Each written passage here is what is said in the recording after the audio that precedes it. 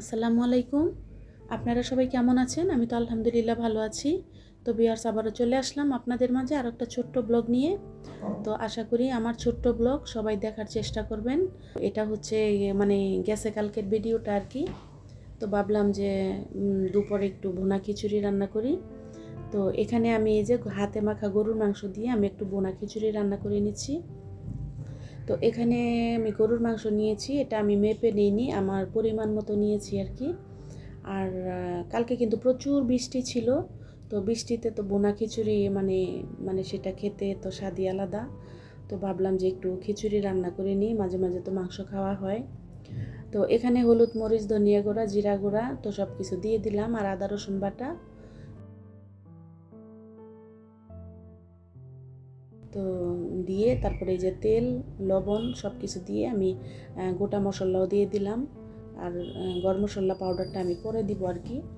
তো এখানে মাংসটাকে ভালো করে মেখে আমি একটু হাত দিয়েও পানি দিয়ে দিলাম আর কি। তো এটাকে আমি এখন এই যে রান্না করে নিব। তো মাংসটাকে ভালো মতন কষিয়ে তারপরে আমি এটাকে রান্না করব। আর আপনারা চাইলে মাংস কষিয়ে আলাদা মতো মানে মাংস সাইডে রেখে তারপরে পোলাওর চালটা দিতে পারেন। আমি এভাবে করব না, আমি মানে সরাসরি মানে পোলাওর চালটা এখানেই দিয়ে দিব। তো মাংসটা আমি গরম পানি দিয়ে আমি দুইবারের মতো কষিয়েছি, মানে অনেক লম্বা টাইম নিয়ে। আর আমি যেহেতু বোনা খিচুড়ি রান্না করব, এখানে আমি কোনো মাংসর হাড্ডি মাড্ডি দেই নাই। আর এখানে আমি 2 পট চাউল আর 1 পট হচ্ছে গিয়ে মুগ ডাল, এটা আমি 1 ঘন্টা আগে আমি ভিজিয়ে রাখছিলাম আর কি। তো এটাকে এখন পরিষ্কার করে আমার মেয়ে ধুয়ে দিচ্ছে আর কি আমাকে। আর মুগ ডালটা আপনারা ভেজে রান্না করবেন। আমার কিন্তু মুগ ডাল আমি বেশি করে নিয়ে আসি, 1 কেজি 1.5 কেজি যাই হয় 2 কেজি, তারপরে এনে পরিষ্কার করে তারপরে এটাকে আমি মানে ভালো করে ভেজে তারপরে আমি বয়মে ভরে রাখি আর কি। একবার এই করে রাখি, আর বারবার রান্না করার সময় ভাজতে হয় না। তো আপনারা ডালটাকে একটু ভেজে নেবেন, তাহলে আর কাঁচা গন্ধটা থাকবে না। তো এখানে আমি মাংসটাকে গরম পানি দিয়ে বারবারের মতো নিজে মাংসটাকে কষিয়ে নিচ্ছি।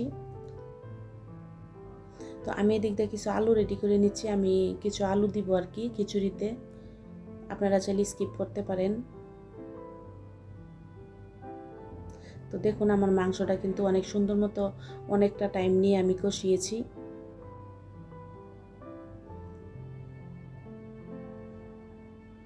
তো এখানে আমি 3টা হবে আলু কেটে তারপরে বড় বড় ডুমো ডুমো করে দিয়েছি আর কি। আর আপনারা চাইলে দিতে পারেন, না চাইলে নাও দিতে পারেন, সমস্যা নেই। আমি দিয়েছি, আমার মেয়ে পছন্দ করে, আলু খেতে পছন্দ করে, তাই বলতেছে যে আম্মু একটু আলু দেও, আমার কাছে গরুর মাংস দিয়ে আলু খাইতে অনেক ভালো লাগে। তো আমি এখন মাংসটাকে কষিয়ে এখানে চাউল দিয়ে দিব আর কি। আর আপনারা চাইলে মাংসটা উঠিয়ে তারপরে আমি আর চাউলটা রান্না করে তারপরে মাংসটা দিতে পারেন, কিন্তু আমি এভাবে করলাম না। আমি ভাবলাম যে এভাবেই রান্না করাটা মানে খুব মজা হয়, চাউলের ভিতরেও মাংসর গ্রানটা ঢুকে যাবে। তো এরকম মানে ভালো করে এখন আমি কষিয়ে তারপরে একটু একটু টাইম নিয়ে কষাবো, চুলাটাকে একদম ডিমা করে। আর এখানে কয়েকটা কাঁচামরিচ আমি দিয়ে দিলাম আর কি। তো আমি কিন্তু চাউলটাকে ভালো করে কষিয়ে নিছি, আর এখন এই যে গরম পানি দিয়ে দিলাম আর কি। গরম পানি দিয়েছি, আপনারা পোলাওর মধ্যে খিচুড়িতে সবসময় গরম পানি দেওয়ার চেষ্টা করবেন, তাহলে পোলাও খিচুড়ি সব কিছু সুন্দর হয়, সফট হয়, একদম নরম তুলতুলে হয় আর কি। আর এখানে আমি কিছু পেঁয়াজ বেরেস্তাও দিয়ে দিলাম, একটু স্বাদ বেশি হবে নি, একটু বেশি স্বাদের জন্য আমি একটু মানে হাতে 2 মুঠের মতো পেঁয়াজ বেরেস্তাও দিয়ে দিলাম।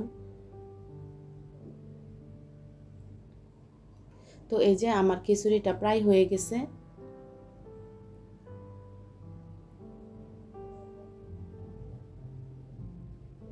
এই যে দেখুন,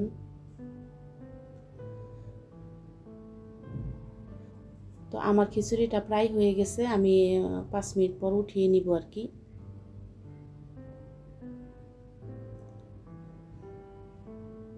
তো আমি কিন্তু 10 মিনিটের মতো রেখেছিলাম, চুলার উপরে দমে রেখে দিছিলাম। তো এখন আমি এই যে খিচুড়িটা বাইরে নিয়ে আসলাম আর কি। তো দেখুন আমার খিচুড়ি মানে বৃষ্টির দিনে বোনা খিচুড়ি আর কি না হইলেই নয়। অনেক স্বাদ হয়েছিল, অনেক মজা হয়েছিল আর কি। আমি যেভাবে রান্না করেছি, আমি অনেক আপুদেরকে দেখেছি খিচুড়ির চাউলটা আলাদা কষিয়ে তারপরে রান্না করে, পোলাও রান্না করে তারপরে মাংস ঢেলে দেয়। আমি এভাবে দেইনি, আমি এভাবেই দিয়েছি। তো আমার মতো আপনারাও রান্না করে দেখবেন কেমন লাগে।